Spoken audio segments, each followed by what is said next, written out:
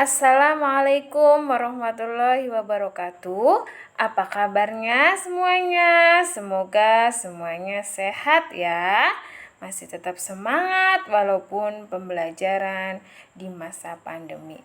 Kita bertemu lagi dalam pembelajaran tematik tema 2, subtema 2, pembelajaran 3 dan 4. Untuk kali ini kita akan membahas tentang muatan PKN, yaitu tentang hak, kewajiban, dan tanggung jawab. Di subtema 1 video sebelumnya sudah Miss jelaskan bahwa hak itu adalah sesuatu yang menjadi milik kita atau sesuatu yang kita terima, sedangkan kewajiban adalah sesuatu yang harus kita laksanakan. Tanggung jawab itu adalah merupakan konsekuensi dari apa yang kita lakukan. Nah, sekarang di sini ada berikut beberapa contoh hak, kewajiban, dan tanggung jawab sebagai warga masyarakat. Nah, sebagai warga masyarakat, semuanya berhak memperoleh udara yang bersih. Jadi semuanya berhak bernafas, mendapatkan udara yang bersih. Dan semuanya mempunyai kewajiban menjaga kebersihan lingkungan. Karena dengan menjaga kebersihan lingkungan ini nanti akan menghasilkan udara yang bersih. Nah, bentuk tanggung jawabnya untuk melakukan kewajiban itu apa? Yaitu bersama-sama melakukan kerja bakti, membersihkan lingkungan. Nah, sekarang hak di sekolah. Nah, semuanya berhak mendapatkan nilai yang bagus. Jadi, kalau ada yang jawabannya betul, baik anaknya, tidak bolos, kok nilainya buruk atau kurang baik, kalian boleh protes ke Miss ya. Nah, dan kewajibannya apa? Untuk mendapatkan nilai yang bagus, kalian harus belajar dengan sungguh-sungguh. Bentuk tanggung jawabnya sebagai siswa apa? Antara lain melaksanakan piket kelas, juga melaksanakan atau mengerjakan tugas yang sudah Miss berikan. Selain itu bisa contoh hak dan kewajiban di rumah. Nah, semuanya kalian berhak mendapatkan kasih sayang dari orang tua kalian.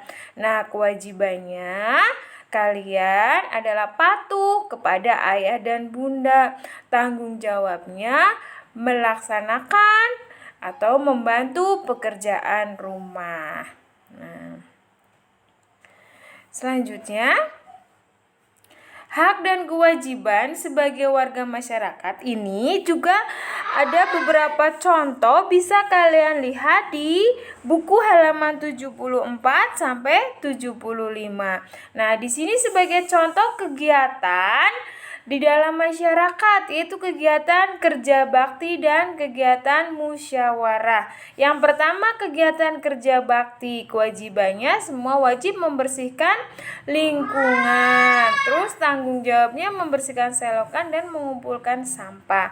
Haknya merasakan lingkungan yang bersih dan indah serta bebas dari penyakit. Ada juga kegiatan musyawarah, pembagian jadwal siskamling. Kewajibannya semuanya wajib mengikuti tata tertib musyawarah. Tanggung jawabnya menghargai pendapat orang lain dan menerima hasil musyawarah dengan lapang dada. Haknya semua berhak mengajukan pendapat. Nah, lanjut kita ke pembelajaran IPS. Kalian bisa sambil menyimak halaman 76 dan 77 ya. Di sini ada jenis-jenis usaha yang dikelola secara kelompok ataupun perorangan. Nah, yang pertama adalah usaha yang dikelola perorangan atau usaha perorangan, yaitu pengusaha itu adalah pemilik sekaligus pengelola dari usaha itu, maka ia hanya bertanggung jawab terhadap diri sendiri. Contohnya misalnya di rumah, ada yang orang tuanya punya usaha toko atau bengkel atau warung. Itu dia yang mengelola sendiri dan bertanggung jawab terhadap diri sendiri. Yang selanjutnya adalah usaha kelompok. Di ini ada banyak macamnya ya. Yang pertama firma. Firma ini adalah usaha yang didirikan oleh paling sedikit 2 orang.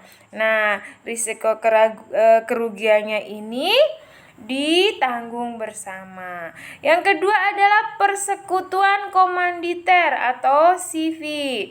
Itu di sini CV itu memiliki anggota aktif dan anggota pasif. Anggota aktif itu berperan menjalankan roda usaha, sedangkan anggota pasif bertanggung jawab dalam memberikan modal usaha. Jadi ada yang memberikan modal dan ada pengelola. Nah, contohnya kalau kalian mungkin pernah melihat tulisan Severian Motor atau CV Kayu Jati Luhur. Nah, selanjutnya masih usaha yang dikelola oleh kelompok. Nah, usaha yang dikelola kelompok selanjutnya adalah perseroan terbatas, disingkat PT. Nah, PT ini modalnya dihimpun dari beberapa orang dengan menjual saham. Jadi, kalau orang ingin menjadi pemilik dari PT itu, dia itu harus membeli saham dalam jumlah yang besar. Nah, pemilik saham memiliki kewenangan terhadap perusahaan dan berhak mendapatkan laba perusahaan. Jadi, kalau sudah punya saham di situ, nanti dia akan mendapatkan keuntungan atau laba dari perusahaan itu. Contohnya nih, PT Pembangunan Jaya. Nah, yang selanjutnya adalah Badan Usaha Milik Negara, disingkat BUMN. BUMN ini bertanggung jawab atas kesejahteraan masyarakat Indonesia. Karena ini milik negara, maka modal usahanya ditanggung oleh negara.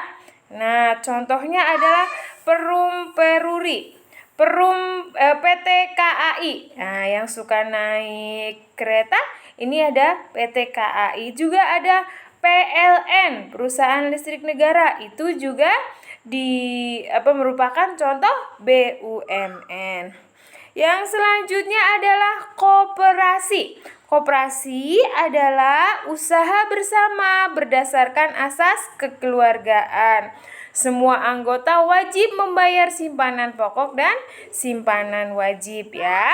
Nah, contoh koperasi unit desa. Nah, selanjutnya adalah kegiatan ekonomi masyarakat. Nah, kegiatan ekonomi dalam masyarakat itu meliputi 3 kegiatan, yaitu produksi, distribusi, dan konsumsi. Nah, ketiganya ini dilakukan dengan tujuan untuk mensejahterakan masyarakat. Nah, sekarang kita bahas satu persatu. Kegiatan ekonomi produksi. Nah, sudah pernah mendengar kata produksi ya? Produksi adalah kegiatan untuk menghasilkan barang atau jasa untuk memenuhi kebutuhan. Biasanya produksi ini bisa juga mengolah bahan mentah menjadi barang yang bermanfaat. Nah, contohnya nih, tukang kayu membuat kursi dari kayu. Tukang jahit membuat baju dari kain. Nah, ini disebut kegiatan produksi. Sedangkan orangnya disebut produsen ya. Orang yang melakukan kegiatan produksi disebut produsen. Tadi itu tukang kayunya, tukang jahitnya itu termasuk produsen. Yang kedua adalah distribusi. Nah, distribusi ini kegiatan menyalurkan barang dari hasil produksi. Biar apa didistribusikan? Biar barang yang sudah diproduksi ini tidak mandek, tapi bisa nanti sampai untuk dipakai atau dijual belikan ya. Nah, kegiatan ini bertujuan untuk menyebarluaskan hasil produksi. Contohnya adalah warung. Nah, warung ini kan dia menjual barang. Ini adalah kegiatan produksi distribusi. Contohnya lagi toko atau yang lebih banyak di situ ada kegiatan pendistribusian adalah pasar ya. Nah, orang yang menyalurkan barang dari produsen ke orang yang membutuhkan disebut distributor. Jadi, kegiatannya disebut distribusi, sedangkan orangnya disebut distributor. Nah, yang terakhir adalah kegiatan konsumsi. Kegiatan konsumsi yaitu kegiatan menggunakan atau memakai barang hasil produksi. Contohnya nih, tadi kan penjahit sudah membuat baju. Nah, terus kita membelinya kan? Nah, setelah kita beli, kita pakai bajunya. Itu namanya kegiatan konsumsi.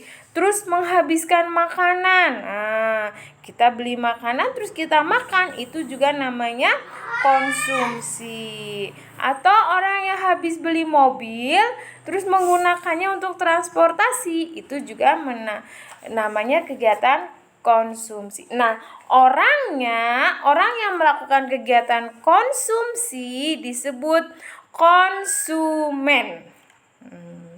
Terima kasih.